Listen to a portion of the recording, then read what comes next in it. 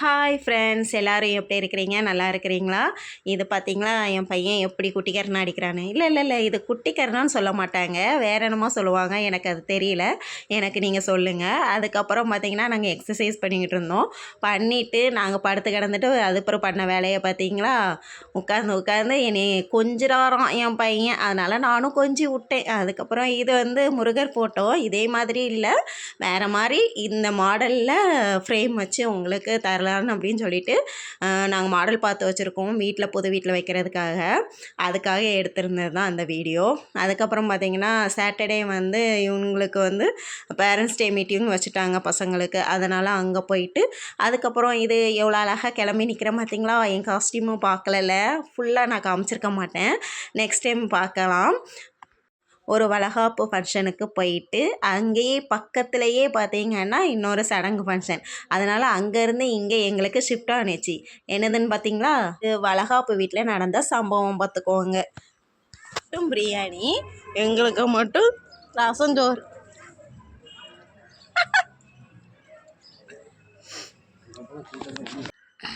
அதுக்கப்புறம் என் பையன் ஸ்டைலாக நிற்கவும் நாங்கள் சடங்கு வீட்டுக்கு போனோம்.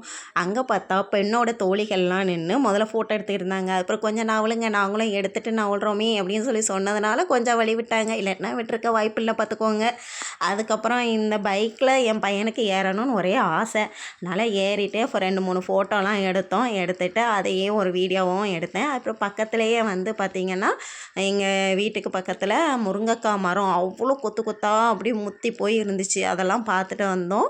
அதுக்கப்புறம் எங்கள் மாமாவுக்கு மாலை வாங்கி போட்டுட்டு அதுக்கப்புறம் என் பையன் இங்கே காயலுக்கு வந்தாலே பப்பரப்பேன்னு தான் கிடப்பாப்புல, என்றைக்குமே ஒழுங்காக இருக்கிறது கிடையாது. அதுக்கப்புறம் பார்த்திங்கன்னா நாங்கள் ஸ்ட்ரெயிட்டாக தூத்துக்குடிக்கு கிளம்பியாச்சு. ஏன்னா அங்கே போய் ஸ்பெக்ஸ் பார்க்க வேண்டியிருந்துச்சு. கண்ணாடி வந்து எனக்கு உடஞ்சிருச்சு, அதனால் கண்ணாடியை பார்க்கணுமே அப்படின்னு சொல்லிட்டு போயிருந்தோம். மாடல் பார்க்குறதுக்கு போயிருந்தோம். முதல்ல ஃப்ரேம் இல்லாததாக பார்த்தேன், அப்புறம் ஃப்ரேம் உள்ளதும் ஒன்று பார்த்தேன். ஆனால் எல்லாமே ரேட்டு ரொம்ப ஜாஸ்தியாக தான் இருக்குது. பரவாயில்ல, இருக்கிறதெல்லாம் ஒன்று எதையோ செலக்ட் பண்ணி அவங்ககிட்ட ஆர்டர் கொடுத்துட்டு அப்படியே சிவன் கோயிலுக்கு போனோம். போய் அங்கேயும் நல்ல தரிசனம் பார்த்தோம். நாங்கள் சிவன் கோயில்லையும் சரி, பெருமாள் கோயில்லையும் சரி, நல்ல வந்து தரிசனம் கிடச்சிது. எந்த ஒரு கூட்டமும் இல்லாமல் நல்லா நிம்மதியாக நின்று சாமி கும்பிட்டுட்டு நாங்கள் வந்து கிளம்புனோம். அதுக்கப்புறம் பீச் பார்க்குக்கு போனோம். பீச் பார்க்குக்கு போனால் அவ்வளோ கூட்டம், உள்ளே பார்க் பண்ண முடியல. அதனால் வெளியே தான் காரை விட்டுருந்தோம். உள்ளே போய் பார்த்தா அவ்வளோ பேர், நிறைய பேர் வந்து அன்றைக்கி நிறைய ஃபங்க்ஷன் வேறு நினைக்கிறாங்க, அவ்வளோக்குள்ளே கூட்டமாக இருந்துச்சு. அதுக்கப்புறம் பக்கத்துலேயே பார்த்திங்கன்னா நிறைய பேர் கேக் வெட்டி இருந்தாங்க. எல்லோரும் அவங்கவுங்க பர்த்டேக்காக வெட்டிக்கிட்டு இருந்தாங்க. இது கோயிலில் வந்து 2 குட்டி நாய்க்களை பார்த்தோம். குட்டி 2 கிடையாதுங்க, 4 இருந்துச்சு. இன்னொன்று கருப்பு குட்டி, அது ஓடியே போயிருச்சு. அதனால் அதை எடுக்க முடியலை. என் பையன் தூக்கிட்டு வருவோன்னு சொன்னான். எனக்கு ஆசை தான், ஆனால் என் ஹஸ்பண்ட் தான் வேண்டான்ட்டாங்க.